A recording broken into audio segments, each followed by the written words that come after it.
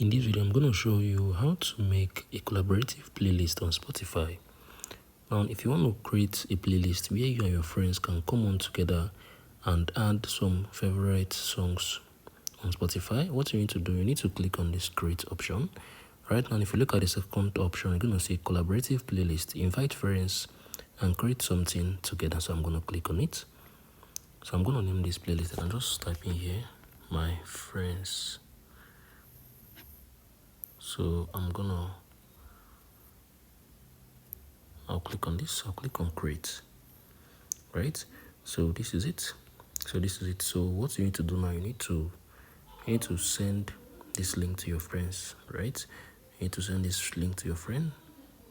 What you need to do, just click on this invite collaborators, right? So you're going to be able to send this link to your friends, and once you have sent it to them, they're going to be able to join up this your playlist. If you found this video helpful, share your thoughts below in the comment section. Thank you for watching through.